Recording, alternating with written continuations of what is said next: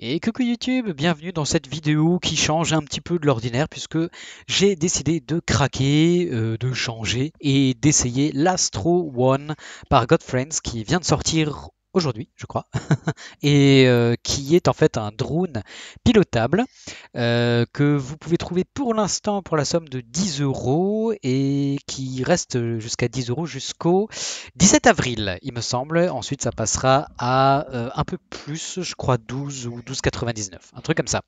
Donc Astro One, vous le trouvez donc dans vos appareils, vous le copiez, vous l'installez dans le dossier Community, c'est hyper simple, c'est comme une bête livrée. Et il est livré d'ailleurs avec pas mal de livrets. Ça fait beaucoup de livrets dans une seule phrase. Donc vous avez voilà plusieurs styles, ce que vous voulez. Il y a des avantages et des inconvénients. Je vais tout de suite vous présenter voilà ce que j'en pense. Alors il est aussi livré avec un circuit un petit peu particulier.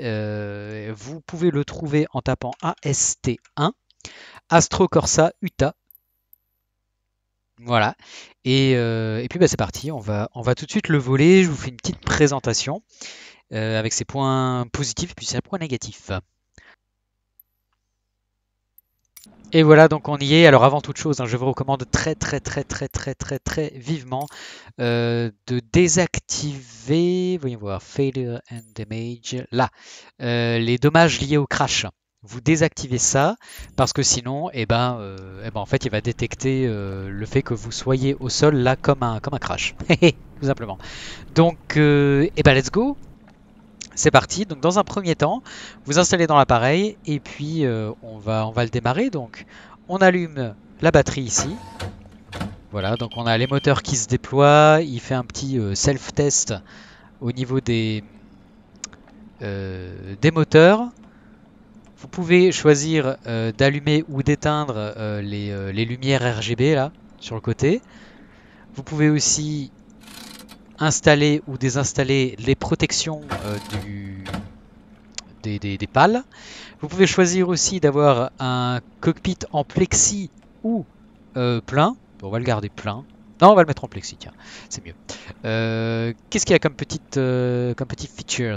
Vous pouvez choisir d'installer ou désinstaller les rétroviseurs, mais bon, ça ne sert pas forcément à grand chose. Et je crois qu'on peut aussi faire un test. Je pensais qu'on pouvait faire un test. Non, bon, c'est que pour les lumières. Ma foi, c'est pas grave. Donc c'est parti. Alors en fait pour le démarrer c'est très simple. C'est d'une simplicité, on est sur un niveau arcade de malade. Il suffit d'augmenter la puissance et puis il démarre tout seul quoi. Voilà.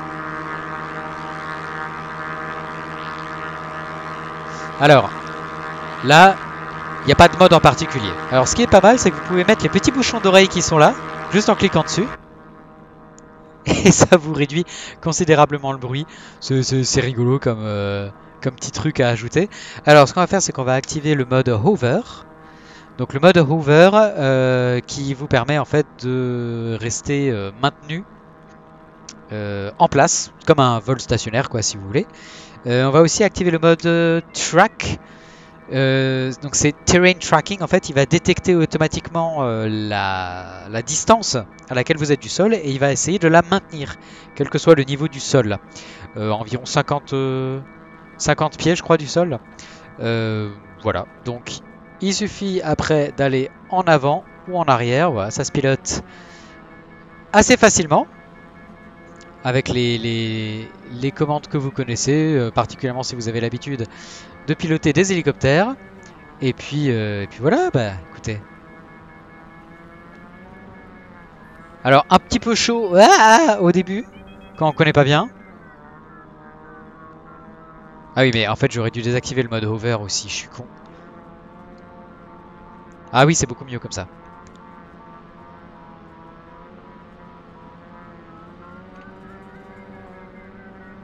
Ah oui, c'est beaucoup mieux. Je vais me rapprocher du sol. Alors, on peut choisir son élévation, donc plus ou moins haut par rapport au sol, en ajustant l'axe des tours minutes du moteur. Donc là, je baisse. Donc l'axe des tours minutes du moteur qui est représenté par la jauge blanche sur l'indicateur de navigation là, qui est au centre de l'écran.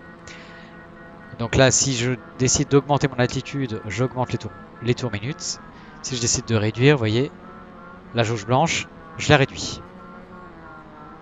Et ça, c'est pour le mode tracking.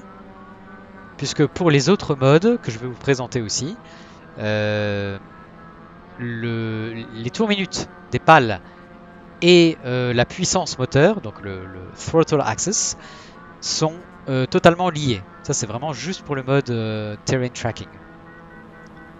Donc cette petite course là, qui est fournie avec l'appareil, et voilà, elle est rigolote, même si je trouve que ça présente pas, je suis sorti, spécialement d'intérêt à titre personnel, mais bah voilà, ça vous entraîne quoi, finalement. Alors, ce qu'on peut faire aussi, c'est activer le mode boost. Alors je vais quitter le mode track. Hop. Et donc là, ça se pilote un peu plus librement. Et vous voyez que là, il n'y a plus de barre de jauge différenciée entre la blanche et la bleue. En fait, c'est juste avec votre puissance moteur que vous ajustez, votre vitesse avec votre inclinaison et votre altitude. Donc comme un hélicoptère, plus vous allez tirer vers le manche, plus vous allez augmenter votre altitude mais réduire la vitesse, plus vous allez pousser votre manche, plus vous allez réduire votre altitude mais augmenter votre vitesse. Voilà, et attention, parce que vous n'avez pas une durée de vol infinie, vous avez les deux petites batteries qui se trouvent à gauche et à droite qui vous indiquent le pourcentage de charge. Et là, on était à 100% au début, on n'est plus qu'à 19%. Donc, il vaudrait mieux s'arrêter, je pense. Du coup, je vais réactiver le mode hover.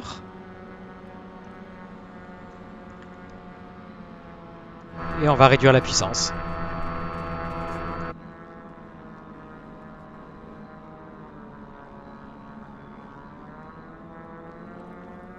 Voilà, c'est un petit peu too much, évidemment. Moi et mon impatience. Bon, j'essaye de réduire petit à petit.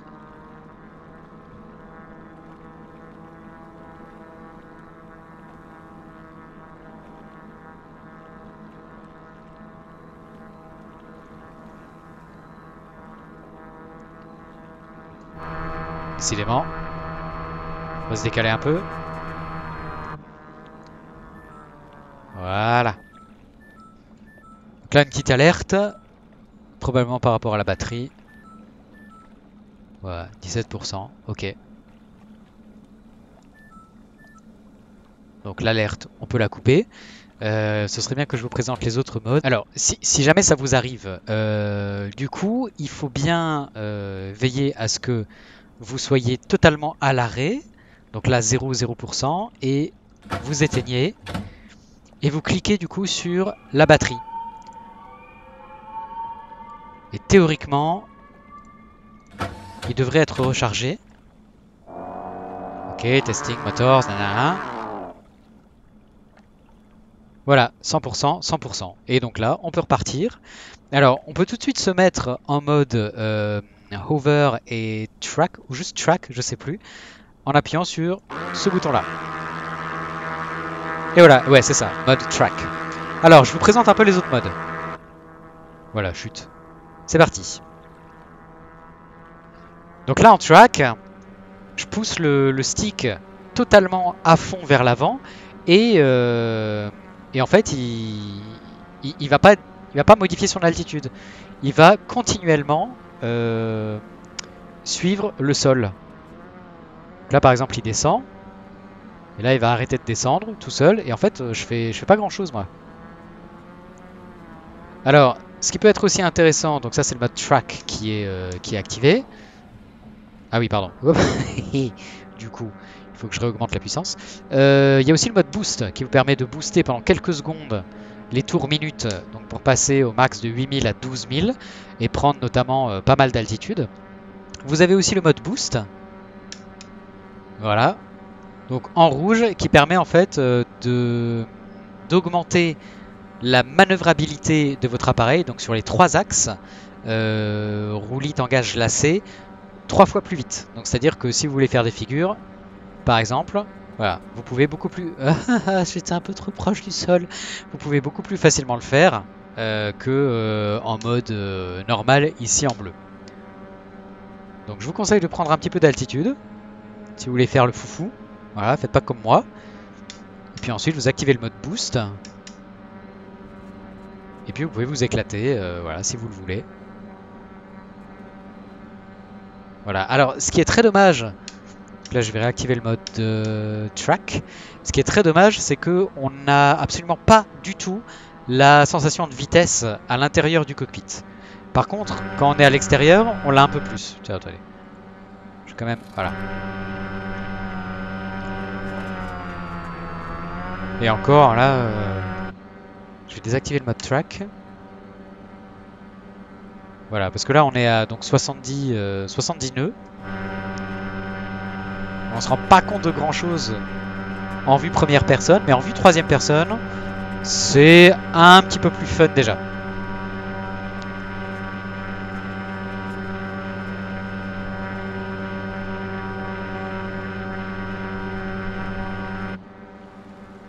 Voilà, et donc si on veut faire le foufou, hein, encore une fois, mode boost, puis vous pouvez faire des figures de dingue, des demi-tours quasiment sur place. Voilà, et donc quand vous en avez marre et que vous voulez vous arrêter, bah, du coup vous faites comme ce que j'ai essayé de faire avant. Donc on va d'abord activer le mode track. Comme ça il vous met à une hauteur de sol qui est assez faible. On va activer en plus le mode hover. Voilà. Alors du coup je le désactive une fois que je suis assez stabilisé et je vais désactiver le mode track aussi pour réduire la puissance et réduire mon altitude du coup. Puis bon, alors c'est très délicat au début.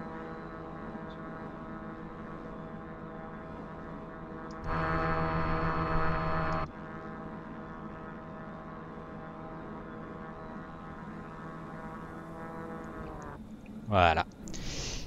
Et donc une fois que vous avez fini de faire le foufou, voilà, il vous suffit juste de l'éteindre. Et voilà, bon alors le design est assez sympa. Je trouve que ça vaut effectivement 10 €. Ça vaut peut-être pas beaucoup plus.